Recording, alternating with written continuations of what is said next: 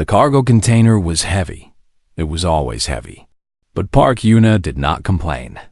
She lifted it with both arms and carried it to the storage area. Her muscles burned. Her back ached. But she kept working. This was her life now. Loading and unloading cargo on Station Vega 7. It was not exciting work. It was not important work. But it was honest work. And that was enough for her. Yuna was 24 years old. She was small, even for a human. Her black hair was tied back in a simple ponytail. Her face was soft and round. When she smiled, which was often, small lines formed around her eyes. Most of the aliens on the station thought she looked harmless. They thought she looked weak. They did not know where she came from. The shift ended when the station lights changed from bright white to soft orange. Yuna wiped the sweat from her forehead and stretched her tired body. Around her, other workers were leaving. Most of them were aliens. They walked past her without looking. Some of them moved a little farther away when they passed. Yuna was used to this. Humans were not common on Station Vega 7. Humans were not common anywhere, this far from Earth.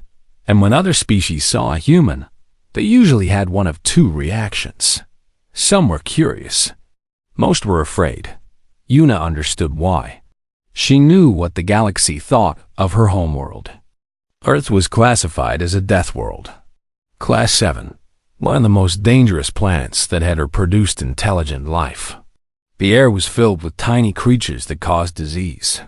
The water could kill you if you drank from the wrong place. The animals hunted and killed each other every single day. And the weather could destroy entire cities without warning. The humans who came from this world were survivors. Their bodies were built to endure pain, heal quickly, and keep fighting long after other species would have died. They could eat almost anything. They could survive in heat and cold that would kill most aliens, and they were strong. Much stronger than they looked. But Yuna did not want to be strong. She did not want to be feared. She had come to the stars to find something different. Something peaceful. She walked through the station corridors toward her favorite place. It was a small observation deck on level 12. Not many people went there. The view was not the best on the station, but it was quiet. And her friend would be waiting. The doors opened with a soft hiss. Yuna stepped onto the deck and saw the stars through the large window. Thousands of them. Millions. Each one a sun with planets of its own. Somewhere out there, Earth was spinning. Her family was there. Her old life was there. She did not miss it. Yuna! The voice was high and musical. Yuna turned and smiled. Lyra was sitting on a bench near the window. She was a Vellani, an insectoid species from a planet with low gravity and gentle winds. Her body was thin and delicate. Her skin was like smooth shell, colored in soft purple and blue, and her wings were beautiful. They were large and transparent, like glass filled with rainbow light. Lyra stood up and walked toward Yuna. Her movements were graceful but careful. Vellani bones were hollow. They broke easily. Everything about them was fragile. "You look tired," Lyra said. Her large eyes studied Yuna's face with concern. "I am tired," Yuna admitted. She sat down on the bench and let out a long breath. The new shipment was bigger than usual. "I think my arms are going to fall off." Lyra sat beside her. She did not understand the expression, but she understood the feeling. "You work too hard." "I have to." The station does not give free rooms to humans who sit around doing nothing. Lyra made a soft clicking sound. It was how Vellani laughed. "I do not think anyone gives free rooms to anyone who sits around doing nothing." Yuna smiled. "True." They sat together in comfortable silence, watching the stars. This was what Yuna loved most about Lyra. The Vellani did not need to fill every moment with words. She was happy just to be near her friend. She did not judge. She did not ask difficult questions. She simply accepted Yuna as she was. It had not been easy to find a friend like this. When Yuna first arrived on the station 2 years ago, most aliens avoided her. They had heard the stories about Earth. They had heard the stories about humans. They did not want to get close to something that came from a world of death. But Lyra was different. She was curious. The first time they met, in a food hall on level 6, Lyra had walked right up to Yuna and asked her a question. Is it true that your planet has water that falls from the sky? Yuna had been so surprised that she almost choked on her meal. You mean rain? Rain, Lyra repeated. The word sounded strange in her musical voice. Yes, rain. Is it real? It is real. Lyra's wings had fluttered with excitement. That is amazing. On my world, water only comes from underground. The idea of it falling from above is wonderful. From that moment, they were friends. Lyra asked Yuna many questions about Earth. She wanted to know about the oceans and the mountains and the forests. She wanted to know about the animals and the weather and the seasons. She was not afraid of the dangerous parts. She was fascinated by all of it. And Yuna, who had spent so long being avoided, finally had someone who wanted to know her. Yuna, Lyra said softly, breaking the silence. Can I ask you something? Of course. Why did you leave Earth? You speak of it with love. You miss the rain and the trees and the blue sky. Why did you come here? Yuna was quiet for a moment. She watched a distant star flicker and thought about her answer. It was not an easy question. The truth was complicated. The truth was painful. I came here to find peace, she finally said.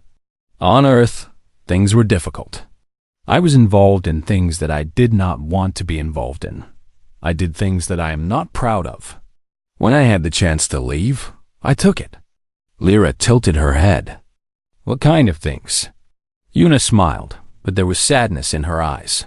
Violent things. Earth is a hard world, Lyra. It makes hard people. I did not want to be hard anymore. But you are not hard, Lyra said. You are the gentlest human I have ever met. I am the only human you have ever met. Lyra clicked her laugh again.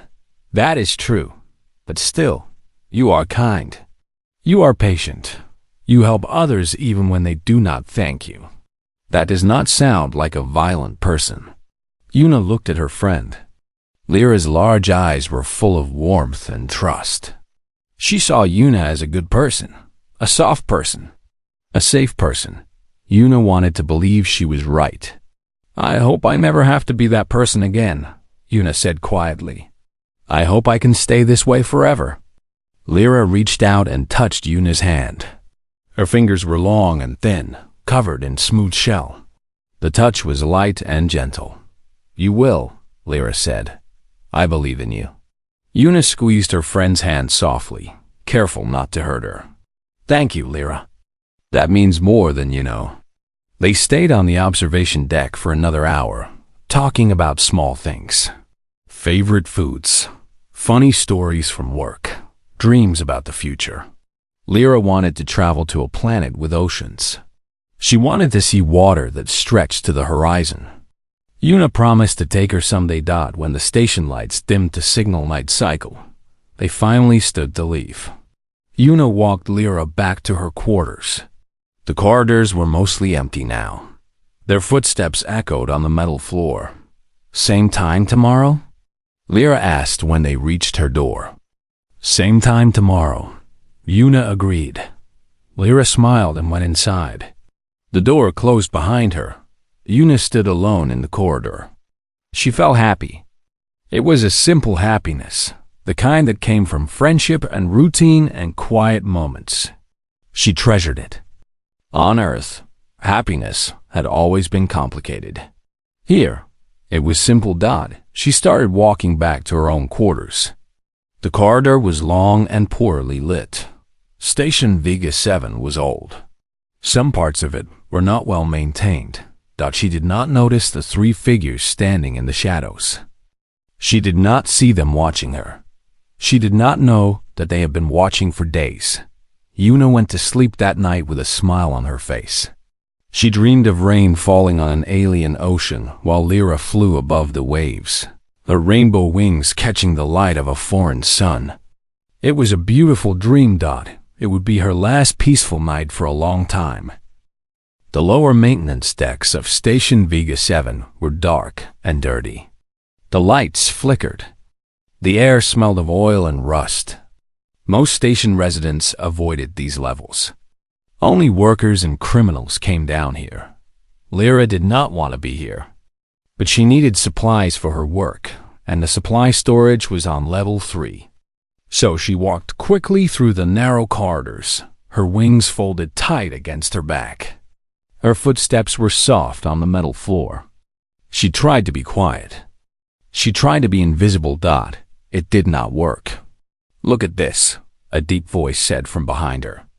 A little bug walking alone. Lyra's body went cold. She knew that voice. Everyone on the station knew that voice. She turned slowly and saw them standing in the corridor. 3 Dreth warriors, blocking her path back. The Dreth were large reptilian creatures. Their skin was covered in thick scales, green and brown, like armor. Their eyes were yellow with black slits. Their teeth were sharp and many. They were built for fighting. They enjoyed hurting others. The leader was named Korvax. He was the biggest of the 3. A long scar ran across his face, from his eye to his jaw. He smiled at Lyra, showing all of his teeth. "You should not be down here alone, little bug," Korvax said. His voice was slow and cruel. "Bad things happen on these levels." The other 2 Dreth laughed. Their names were Silent and Mock. Silent was thin and fast. Mock was thick and stupid. Together with Korvax, they had been terrorizing the station for months. They hurt people. They stole things. They did whatever they wanted. Station security did nothing.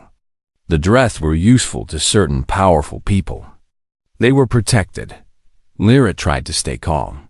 Her heart was beating very fast. "I am just getting supplies," she said. Her voice was small. "I will leave now." She tried to walk past them. Korvax stepped in front of her. "Not so fast," he said.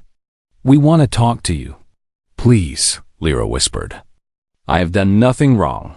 "Oh, but you have." Korvax leaned down until his face was close to hers. His breath was hot and smelled of rotting meat. "You have been spending time with the Deathworlder." "The human." Lyra felt a flash of fear. "They knew about Yuna." "She is my friend," Lyra said quietly. "Your friend?" Silent laughed. His voice was high and sharp. "The bug is friends with the monster." "Humans are not friends," Korvax said. "Humans are weapons. They come from a world of death and violence. They destroy everything they touch. And you, little bug, are too stupid to see it." "That is not true." Lyra's voice was stronger now. She was afraid, but she would not let them speak this way about Yuna. "Yuna is kind. She has never hurt anyone." Korvax straightened up. His yellow eyes narrowed. "Kind? You think she is kind because she smiles at you? Because she speaks softly? Let me tell you something about humans, little bug. They are predators. They are hunters. They pretend to be gentle until they decide to kill you. Then they show you what they really are. You are wrong." The words came out before Lyra could stop them. She regretted them immediately. Korvax's face changed. The cruel smile disappeared. What replaced it was something worse. Cold anger. "Wrong?" He repeated. "You dare to tell me I am wrong?" Lyra stepped back. Her wings trembled. "I did not mean." Korvax's hand moved fast. Faster than Lyra could react. He struck her across the face with the back of his scaled fist. The impact was terrible. Lyra felt pain explode through her head. She flew backward and hit the wall. Her left wing bent at a wrong angle. She heard a crack. The sound was sickening. She fell to the floor. The pain was everywhere. Her face, her wing, her whole body. "Stupid bug," Korvac said.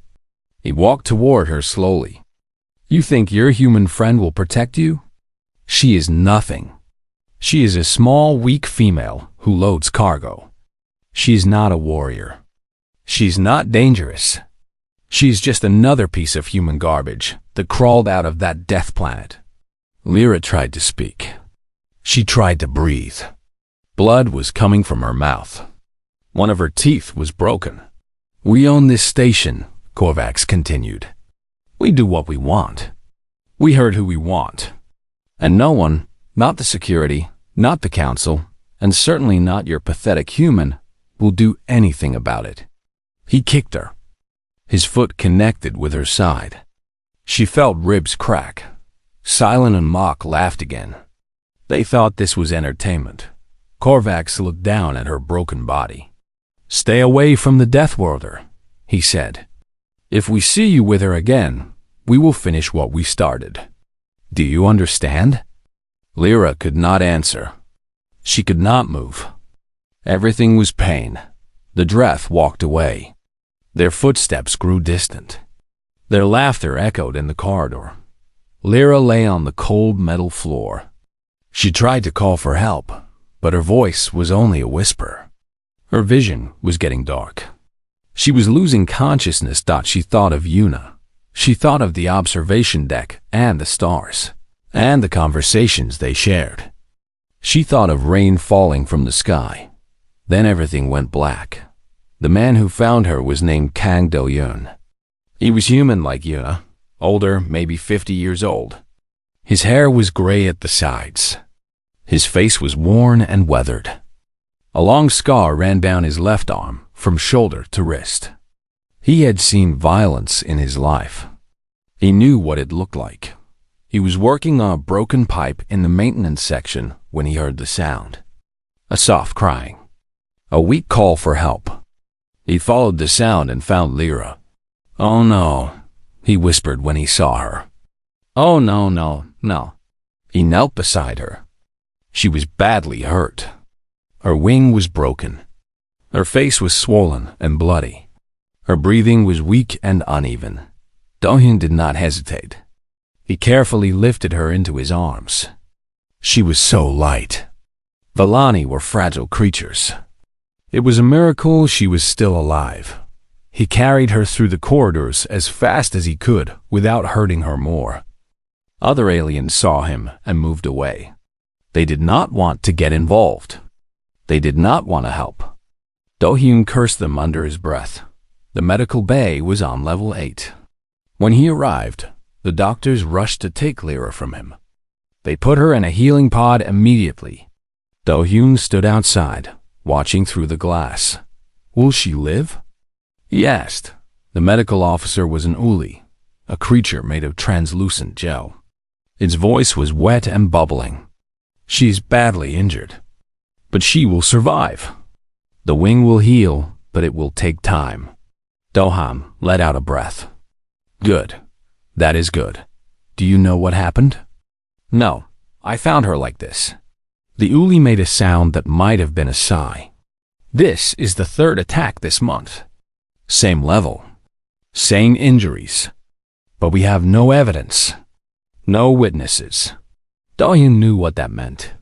He knew who was responsible. Everyone knew. But knowing and proving were different things. And even with proof, the Dreth would face no punishment. They were protected. He remembered something. The Vellani had a human friend, a young woman who worked in cargo. He had seen them together a few times. They seemed close. The human needed to know. Do-Hyun sent a message through his communication device.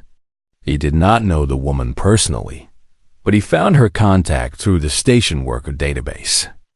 The message was simple. "Your friend Lyra has been hurt. She is in medical bay level 8. Come quickly." He pressed send and waited. Yuna was eating her evening meal when the message arrived. She read it once.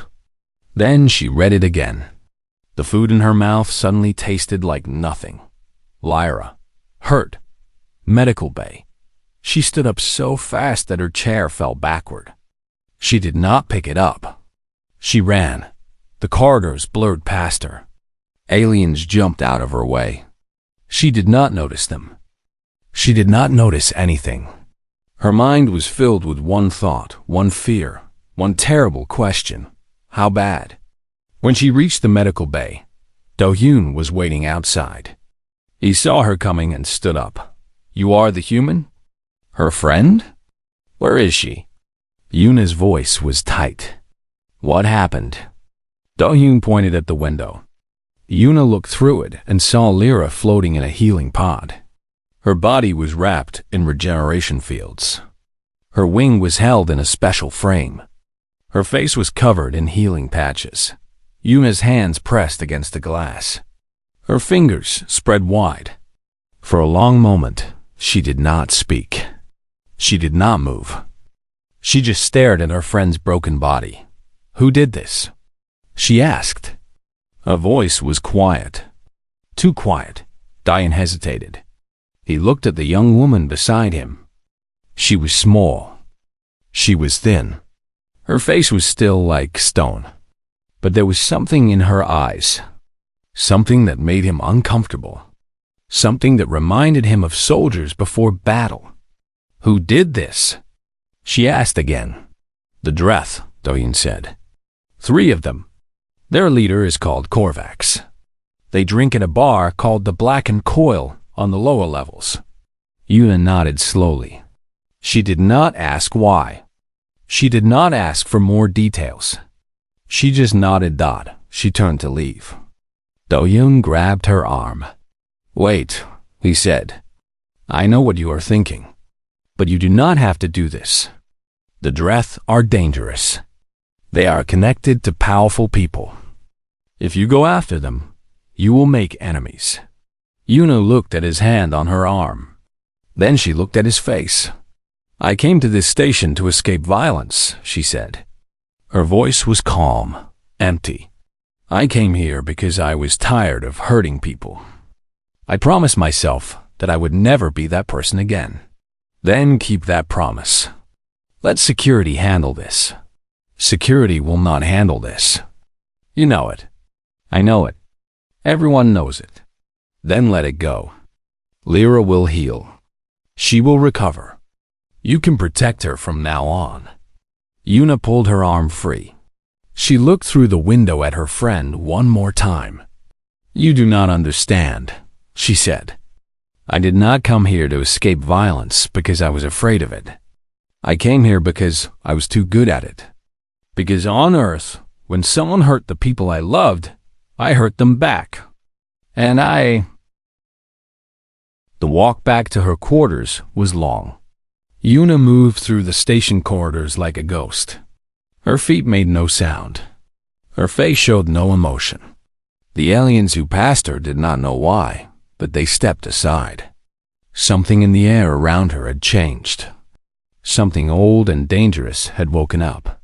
Yuna reached her quarters and pressed her hand against the door panel. The door slid open. She stepped inside and stood in the darkness for a long moment. The room was small. A bed, a desk, a chair, a window that looked out at the stars. This had been her home for 2 years. It was simple and quiet. She had been happy here. She turned on the lights. Her reflection appeared in the window glass. She looked at herself. Small, thin, soft face, kind eyes. This was the person she had become. This was the person she had worked so hard to be. But underneath that person, there was someone else. Someone she had buried a long time ago. Someone she had hoped would never wake up again. Yuna walked to her closet. She pushed aside her work clothes and reached into the back. There was a panel there, hidden behind the wall. She pressed it and heard a click. The panel opened. Inside was a small box. She had not touched it in 2 years. She had not even looked at it. She had tried to forget it was there. She pulled the box out and set it on her desk. For a long moment, she just stared at it. Her hands were shaking. Not from fear, From memory. She opened the box. Inside were a pair of gloves. They were old and worn. The leather was dark, almost black. The knuckles were reinforced with hard plates. Small scratches and marks covered the surface. Evidence of impacts. Evidence of violence. Yuna picked up the gloves and held them in her hands. They were light. They fit perfectly. She remembered the first time she wore them. She had been 16 years old. Just a girl. Just a child. But on Earth, children grew up fast. They had to. Yuna closed her eyes and let the memories come. She remembered the streets of her hometown. Gray concrete and dirty alleys. Gangs controlled the neighborhoods. If you wanted to survive, you had to be strong. If you wanted to protect the people you loved, you had to be stronger than everyone else. Yuna had been strong. She remembered her first fight. A boy twice her size had been hurting her younger brother. Yuna had told him to stop. He laughed. He pushed her. She broke his arm. After that, word spread. The small girl with the soft face was dangerous. People learned not to touch her family. People learned not to touch anyone she cared about. But it did not stop there. It never stopped there. Once you started fighting, the fights came to you. Other strong people wanted to test themselves against you. Other gangs wanted to eliminate the threat. Violence bred more violence. Yuna became known. She became feared. She was not the biggest or the strongest, but she was the fastest. She was the smartest. And she never stopped. When she started fighting, she did not stop until her enemy could not get up anymore. Some of them never got up. She remembered the last fight. The one that made her leave Earth. A gang leader had ordered the death of her brother. They failed. Yuna found them before they could try again. What she did to them made the news. People who saw the aftermath said it looked like an animal attack. Like something wild had been let loose. That was when Yuna knew she had to leave. She was becoming something she did not want to be. The violence was consuming her. If she stayed on Earth, she would lose herself completely. So she ran. She took the first transport off the planet and never looked back. She found her way to Station Vega 7. She got a simple job. She made a simple life. She learned to smile again. She learned to be gentle again. She had been so proud of herself. She had thought she was healed. But now, standing in her quarters with the gloves in her hands, she understood the truth. She was not healed. She was just sleeping. The violence inside her was still there. It had always been there, waiting. Lyra's broken face flashed in her mind. Her cracked wing. Her blood on the metal floor. Yuna put on the gloves. They fit perfectly. Of course they did. Some things never changed. She flexed her fingers. She made fists. The hard plates on the knuckles gleamed in the light. Her hands remembered the weight. Her body remembered the motions. For 2 years, she had not trained. She had not fought. She had let her skills rust. But skills learned in blood do not disappear. They just wait. Yuna took a deep breath. Then she began to move. She started with simple exercises. Stretches, movements, getting her body to remember. At first, she was stiff. Her muscles ached. Her joints popped out, but slowly it came back. The flow, the rhythm, the dance of violence that Earth had taught her. She threw punches at the air. Fast, faster. Her fists made soft sounds as they cut through nothing.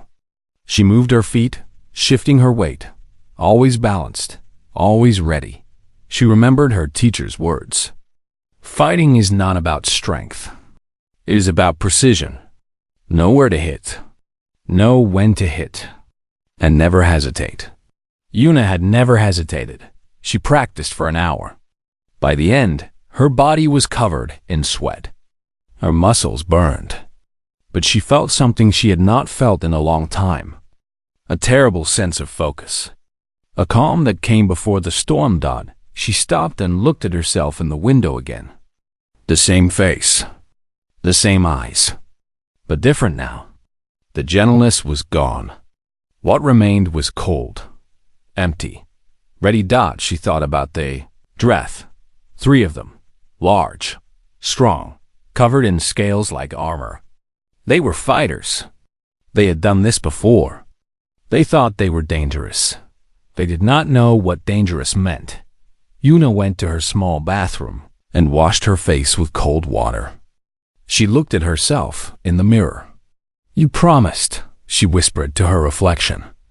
"You promised you would never be this person again." Her reflection stared back. It did not answer. Lyra trusted you. She believed you were kind. She believed you were gentle. What will she think when she finds out what you really are? Still no answer. Yuna gripped the edges of the sink. Her knuckles turned white. "You could walk away," she said. "You could let security handle it. You could be the person you pretended to be." But even as she said the words, she knew they were lies. Security would do nothing. The Dreth would hurt more people. They might come back for Lyra. They might kill her next time. And Yuna would have to live with that. She would have to look at herself every day and know that she could have stopped it. She could have protected her friend. But she chose to stay soft. She chose to stay gentle. She chose her own peace over Lyra's safety. That was not who she was. That was never who she was. Yuna straightened up. She looked at her reflection one more time. "I am sorry, Lyra," she said quietly.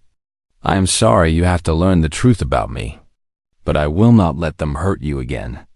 I will not let them hurt anyone again." She turned off the bathroom light and walked back into her quarters. She put on dark clothes. Simple pants. A simple shirt. Nothing that would restrict her movement. Nothing that would stand out. She pulled on the gloves one more time. They felt like old friends. Terrible friends. But faithful ones. She walked to the door and stopped. She took one last look at her room. The bed where she slept peacefully. The desk where she wrote letters to her brother. The window where she watched the stars and dreamed of a gentle life. Maybe, after tonight, she would never be able to come back here. Maybe this room would feel like a lie. Maybe she would have to leave the station and find somewhere else to pretend. But that was a problem for tomorrow. Tonight. There was only one thing that mattered. Yuna opened the door and stepped out into the corridor. The station was busy with night cycle activity. Aliens walked past her, going about their lives. They did not notice her. She was small and quiet. Just another human worker going somewhere unimportant. But as she walked, something strange happened. Aliens started to move away from her. Not consciously. Not deliberately. They just felt uncomfortable near her. They changed their paths. They walked a little faster. They looked away. Predators recognized predators.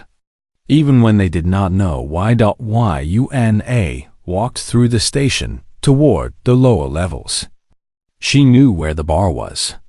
The Blackened Coil, a place for criminals and thugs. A place where the Dreth celebrated their cruelty. Her steps were steady. Her breathing was calm. Her mind was clear. She was not angry. Anger was hot and wild and made you stupid. What she felt was colder, deeper, more dangerous. She felt purpose. The lights grew dimmer as she descended into the lower levels. The corridors grew narrower. The air grew thicker with smoke and strange smells. This was the underbelly of the station. The place where laws did not reach. She was almost there. A large alien stepped in front of her. It was a bouncer type, probably working for someone important. It looked down at her with 4 eyes. "Wrong place, little human," it said. "Go back where you came from." Yuna looked up at it. She did not speak. She did not move. She just looked. The alien saw something in her eyes. It did not know what, but its 4 eyes blinked, and it stepped aside without another word.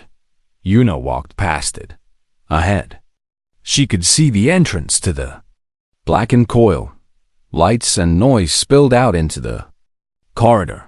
Music, laughter, sounds of creatures who thought they were safe. Yuna stopped outside the door. She thought of Lara, her friend, her only friend, lying broken in a medical pod because she dared to defend Yuna's name. She thought of the Dreth, laughing, boasting, hurting others because they could. She thought of herself, the person she used to be. The blackened coil was exactly what Yuna expected. Dark, dirty, full of creatures who had done terrible things and would do more. The air was thick with smoke from strange substances. The music was loud and harsh. Lights flickered in random colors, creating shadows that moved like living things. Aliens of many species sat at tables or stood at the bar. Some were drinking. Some were gambling. Some were making deals that would never be spoken of in daylight. They all shared one thing in common. They were predators. They were dangerous, and they all looked at Yuna when she walked in.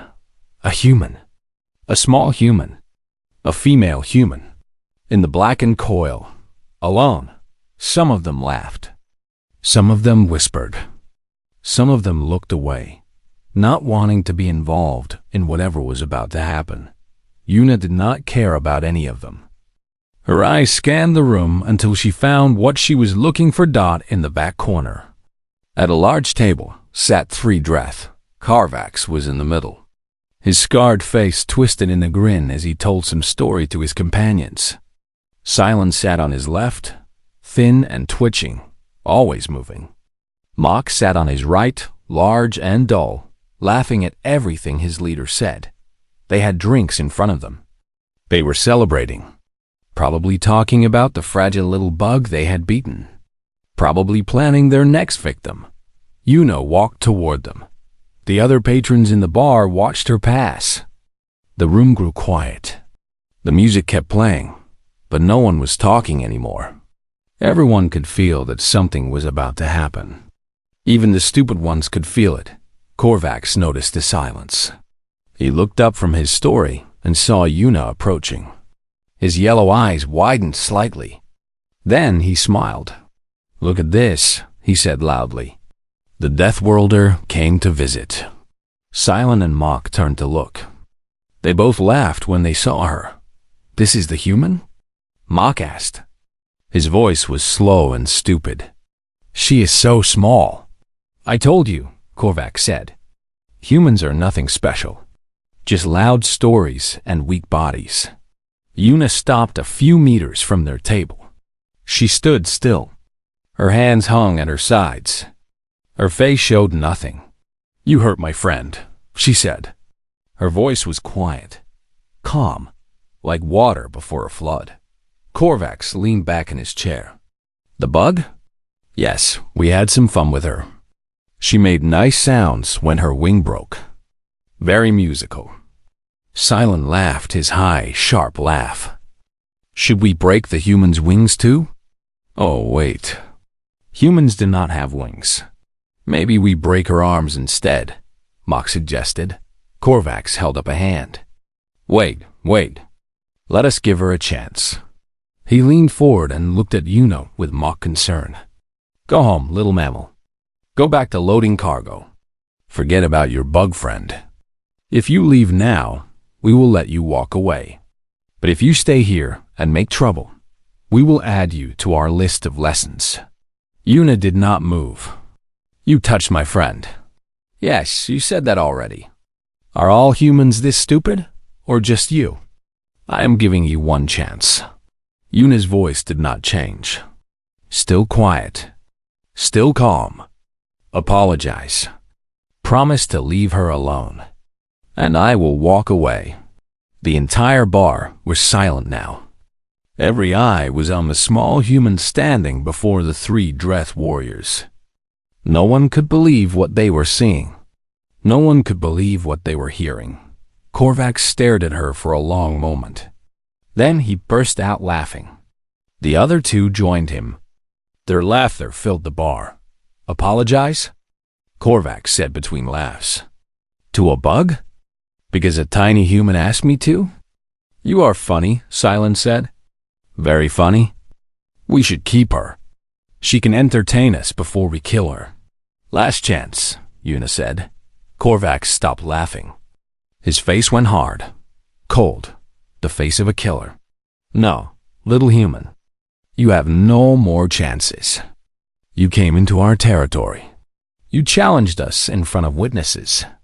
Now we have to hurt you. It is a matter of respect." He stood up. He was huge, almost 3 times Una's height.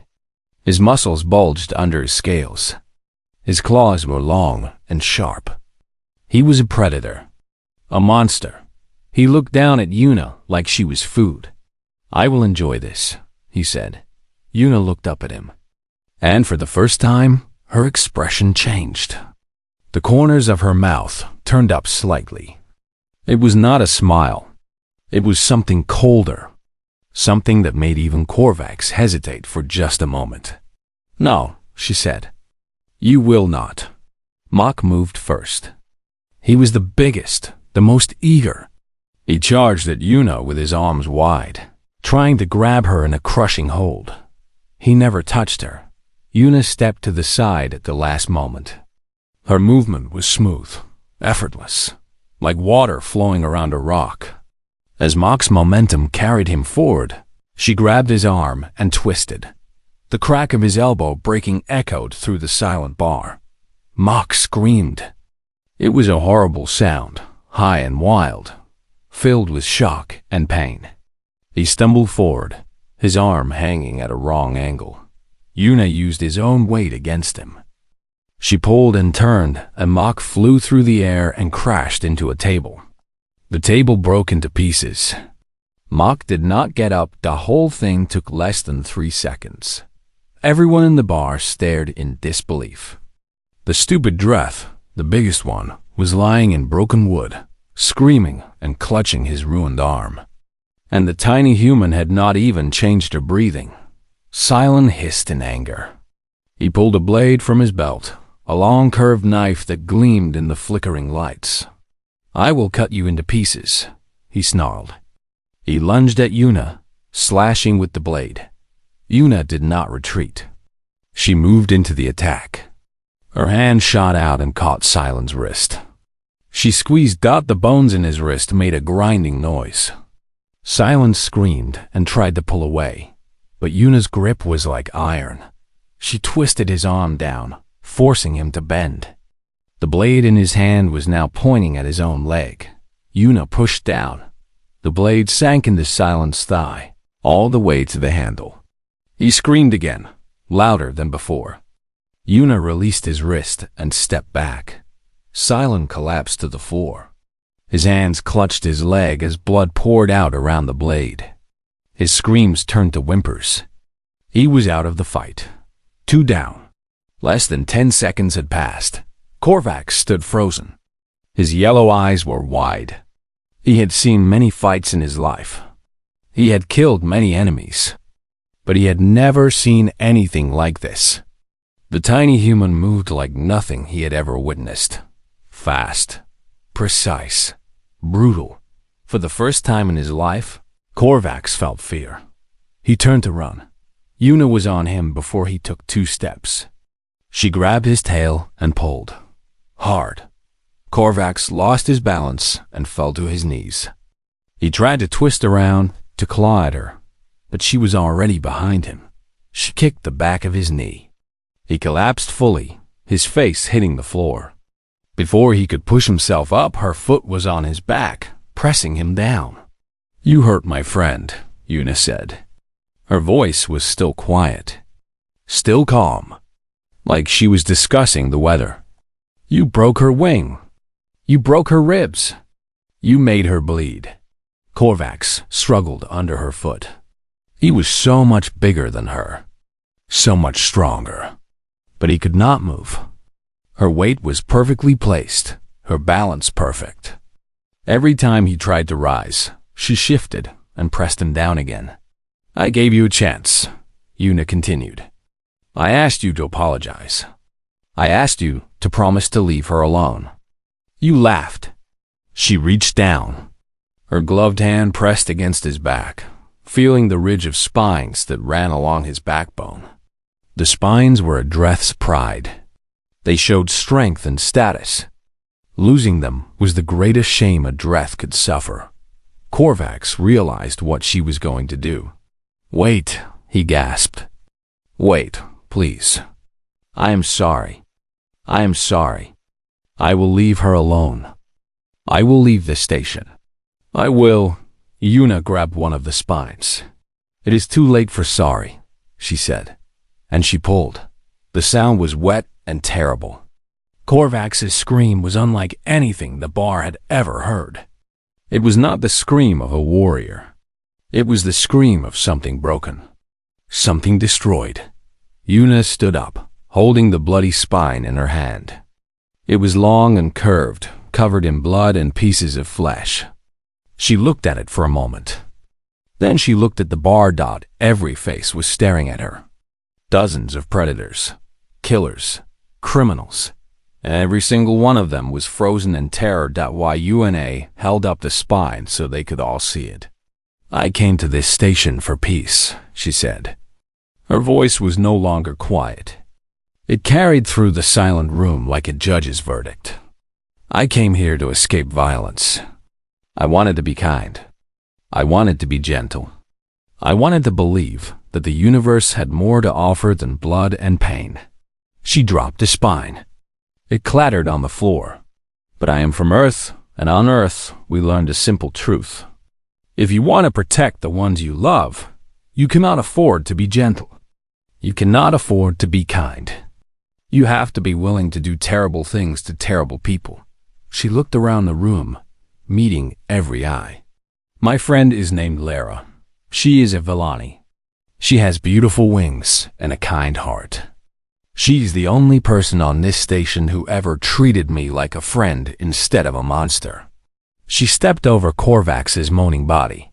If anyone else touches her, I will come back. And I will not stop at one spine. She walked toward the door.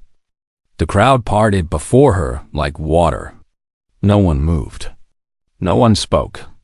No one dared dot at the door. She paused and looked back one more time. Remember this night, she said.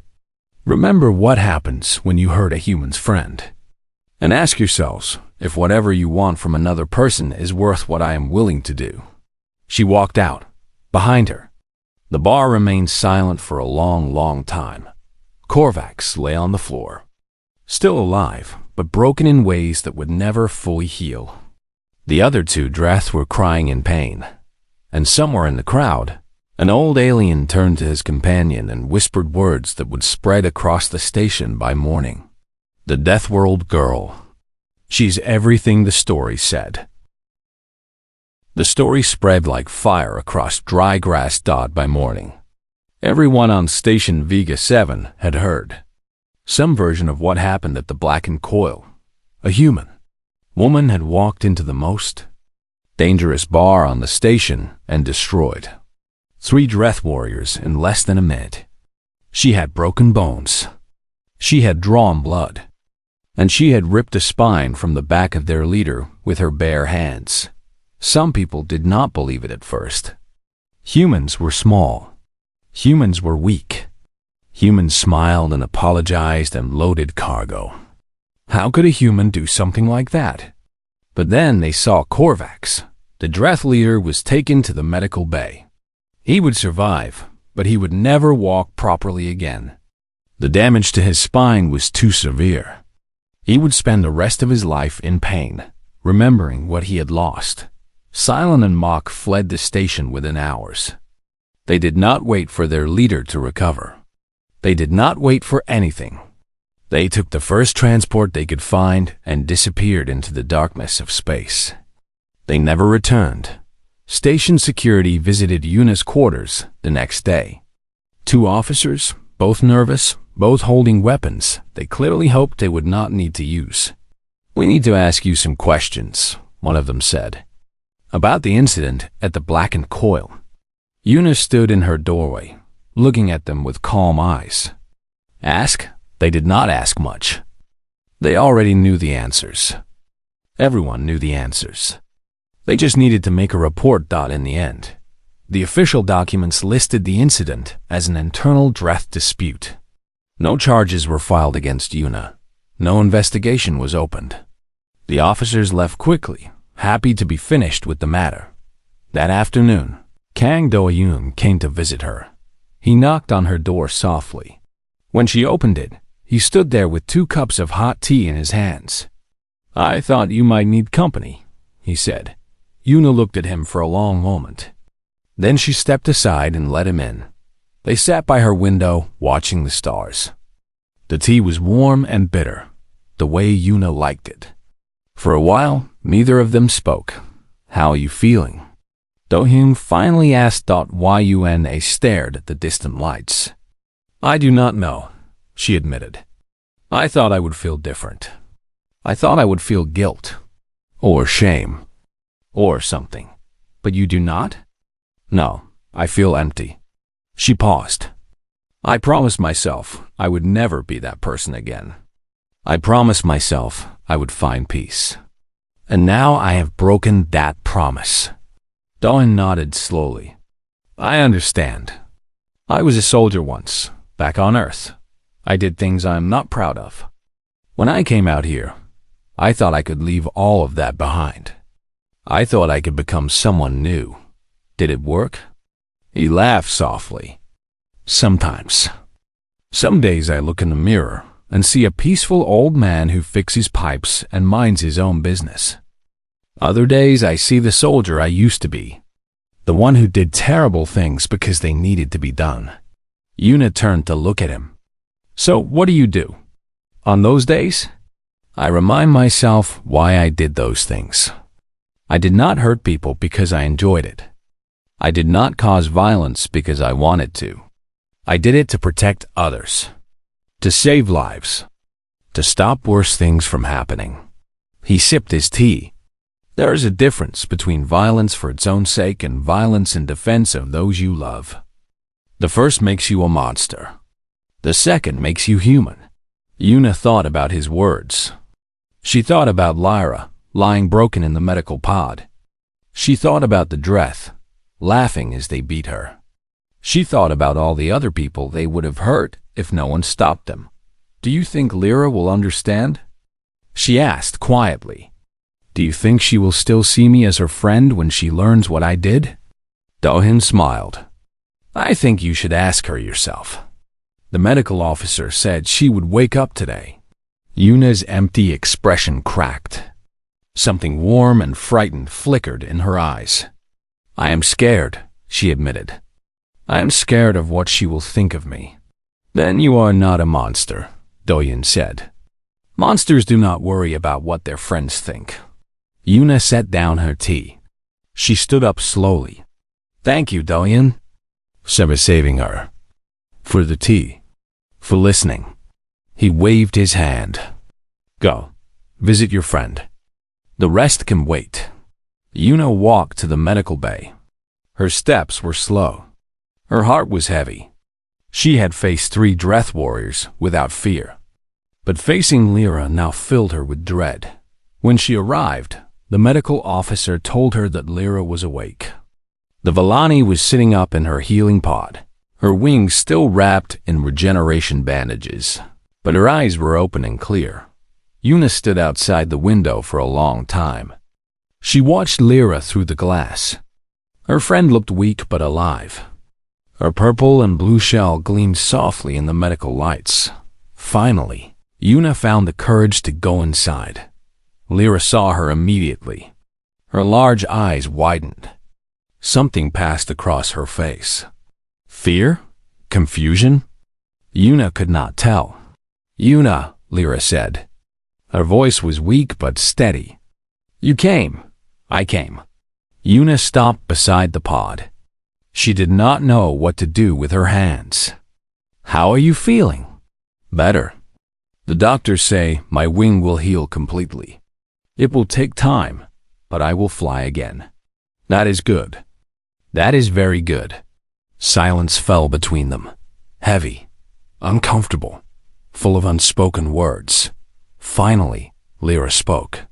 I heard what you did. Yuna flinched. Lyra, everyone is talking about it. The nurses, the doctors, the patients in the other pods. They say you walked into that bar alone and did terrible things to the Dreth who hurt me. I did. There was no point in denying it. I did terrible things. Things I promised myself I would never do again. Lyra was quiet for a moment. Then she reached out her hand. Her thin, fragile fingers stretched toward Yuna. Come closer, she said. Why Yuna hesitated. Then she stepped forward. She took Lyra's hand gently, so gently, afraid of breaking her. Lyra looked up at her with those large, knowing eyes. I am not afraid of you, Yuna. You should be. Yuna's voice cracked. You saw what I really am. I am not gentle. I am not kind. I am a weapon. I am a monster from a monster planet. No. Lyra squeezed her hand. You are not a monster. Monsters hurt others for pleasure. Monsters do not care who they destroy. You are not that.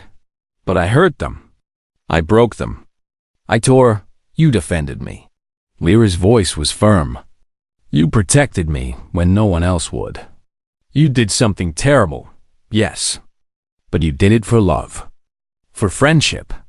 For me. Tears formed in Yuna's eyes. She had not cried in years. She had thought she had forgotten how. I did not want you to see that part of me, she whispered. I wanted to be the gentle friend you believed in. I wanted to be better. You are better. Lyra pulled Yuna's hand closer, pressing it against her chest. Do you feel that? My heart is beating. I am alive. I am alive because of you.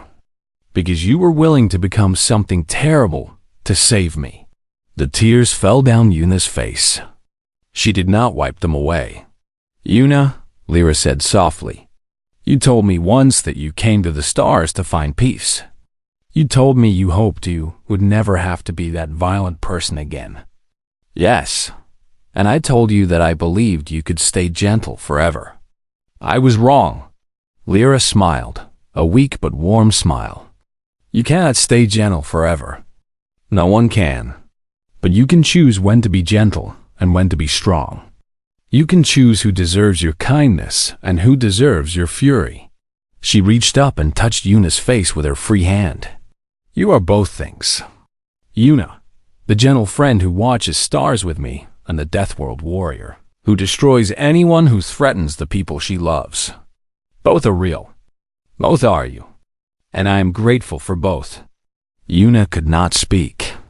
The tears came harder now. She bent down and pressed her forehead against Lyra's. Thank you, she managed to whisper.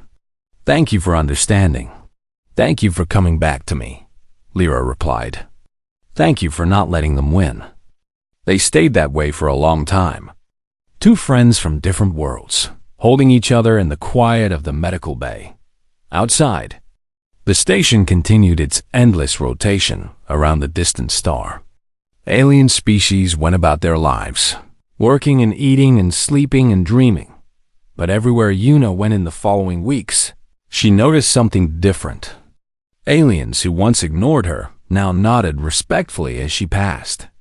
Criminals who once ran the lower levels now vanished into shadows when they saw her coming. Children pointed and whispered. Adults stepped aside. The story of the Deathworld girl had spread beyond the station. It traveled on cargo ships and passenger transports. It was told in bars and trading posts across the sector. It reached military outposts in alien homeworlds. A human woman, barely 160 centimeters tall, had torn the spine from a Dreth warrior because he hurt her friend. The lesson was simple. The lesson was clear. Do not hurt a human's friend. Weeks later, Yuna and Lyra sat together on the observation deck. Lyra's wing had healed.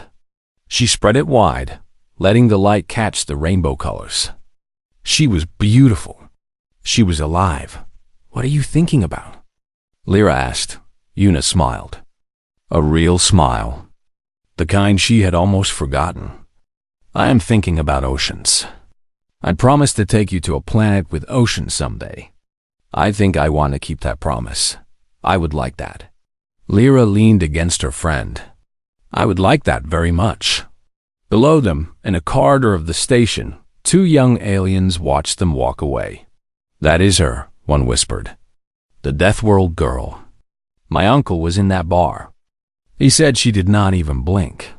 The other one shivered. Why would anyone hurt a human's friend? The first one shook his head slowly. Only a fool who has never seen what sleeps inside them. They watched the small human and the beautiful Vellani disappear around the corner, walking arm in arm toward the stars.